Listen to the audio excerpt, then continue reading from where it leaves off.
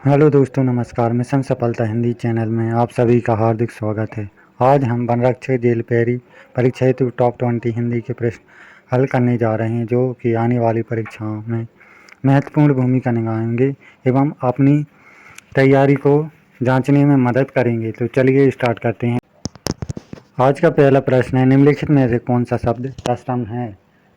तो हमें दिए गए शब्दों में से तत्सम शब्द पहचानना है। ऑप्शन ए है आग, ऑप्शन बी है दूध, ऑप्शन सी है अग्नि, ऑप्शन डी है कौन। तो इसका सही आंसर क्या होगा? तो इसका सही आंसर है अग्नि। अग्नि आग का तत्सम रूप है, इसलिए सी इसका करेक्ट आंसर है। नेक्स्ट क्वेश्चन है, जिसका कोई शत्रु ना हो उसके लिए एक शब्द होगा। ऑप्शन ए है अजातशत्रु, ऑप्शन बी निराश्रित, ऑप्शन सी है अनाथ, ऑप्शन डी है निर्भय। तो जिसका कोई शत्रु ना हो उसे हम अजातशत्रु कहते हैं। ऑप्शन ए इसका करेक्ट आंसर है। नेक्स्ट क्वेश्चन है, रावण ने राम को मारा, वाक्य में कारक पहचानिए। तो हमको रावण ने राम को मारा, इसमें कारक पहचानना है। ऑप्शन ए है करण कारक, ऑप्शन बी है कर्म कारक, ऑप्शन सी है अपादान कारक, ऑप्शन डी है संबंध कारक। तो रावण ने राम को मारा, इसमें को विभक्ति यानी का प्रयोग हुआ है, तो इसमें ऑप्शन डी यानी कि कर्म कारक होगा। बी इसका करेक्ट आंसर है। नेक्स्ट क्वेश्चन है, नीलकंठ शब्द में कौन सा समास है? हमको बताना है नीलकंठ शब्द में कौन सा समास है। ऑप्शन ए है तत्पुरुष समास, ऑप्शन बी कर्मधारय समास, ऑप्शन सी बहुब्रीहि समास, ऑप्शन डी द्वंद्व समास। नीलकंठ जिसका समास विग्रह नीला है कंठ अर्थात शिव, तो इसमें बहुब्रीहि समास है। ऑप्शन सी इसका करेक्ट आंसर है। नेक्स्ट क्वेश्चन है, विपत्ति शब्द का विलोम शब्द है, हमको बताना है विपत्ति शब्द का विलोम शब्द क्या है। तो ऑप्शन ए है संकट, ऑप्शन बी है समृद्धि, ऑप्शन सी है कठिनाई, ऑप्शन डी है दुर्भाग्य। तो विपत्ति का विलोम होता है समृद्धि। ऑप्शन बी इसका करेक्ट आंसर है। नेक्स्ट क्वेश्चन है, 9 2 11 होना मुहावरे का अर्थ है। तो हमको बताना 9 2 11 होना मुहावरे का अर्थ क्या होता है। तो ऑप्शन ए है तेजी से भाग जाना, ऑप्शन बी है हिसाब लगाना, ऑप्शन सी है धोखा देना, ऑप्शन डी है झगड़ा करना। तो 9 2 11 होने का अर्थ होता है तेजी से भाग जाना। ऑप्शन ए इसका करेक्ट आंसर है। नेक्स्ट क्वेश्चन है, अधजल गगरी झलकत जाए लोकोक्ति का अर्थ बताना है। तो इसका क्या अर्थ है। ऑप्शन ए है ज्ञान वाला शांत रहता है, ऑप्शन बी है कम ज्ञान वाला अधिक दिखावा करता है, ऑप्शन सी है मूर्ख व्यक्ति चुप रहता है, ऑप्शन डी है धैर्यवान व्यक्ति सफल होता है। तो अधजल गगरी छलकत जाए का लोकोक्ति का अर्थ होता है कम ज्ञान वाला व्यक्ति अधिक दिखावा करता है, इसलिए ऑप्शन बी इसका करेक्ट आंसर है। नेक्स्ट क्वेश्चन है, कृपया बैठिए यह कौन सा वाक्य है। हमको बताना है कृपया बैठिए यह कैसा वाक्य है। तो ऑप्शन ए है आज्ञा सूचक, ऑप्शन बी है इच्छा सूचक, ऑप्शन सी है विधानवाचक, ऑप्शन डी है प्रश्नवाचक। तो कृपया बैठिए यह वाक्य है आज्ञा सूचक। ऑप्शन ए इसका करेक्ट आंसर है।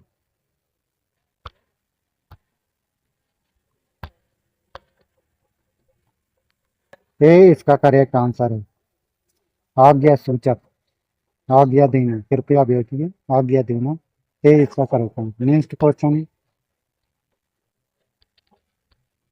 विद्यार्थी शब्द में कौन सा प्रत्यय लगा है। ऑप्शन ए है ई प्रत्यय, ऑप्शन बी अर्थी प्रत्यय, ऑप्शन सी आर्थी प्रत्यय, ऑप्शन डी ऑप्शन बी टी प्रत्यय। तो विद्यार्थी में कौन सा प्रत्यय होता है। तो इसका करेक्ट आंसर है बी अर्थी। प्रत्यय का प्रयोग विद्यार्थी शब्द में किया जाता है। ऑप्शन बी इसका करेक्ट आंसर है। नेक्स्ट क्वेश्चन है, जो कभी ना मरे एक शब्द होगा, जो कभी ना मरे के लिए एक शब्द होगा। ऑप्शन ए है अमर, ऑप्शन बी है अजर, ऑप्शन सी है अनेश्वर, ऑप्शन डी है अमित। तो इसका करेक्ट आंसर होगा जो कभी ना मरे उसे क्या कहते हैं, हम अमर कहते हैं, इसलिए ऑप्शन ए इसका करेक्ट आंसर है। नेक्स्ट क्वेश्चन है, सज्जन शब्द का पर्यायवाची बताना है हमको। ऑप्शन ए है दुर्जन, ऑप्शन बी है खल, ऑप्शन सी है सत्पुरुष, ऑप्शन डी है कपटी।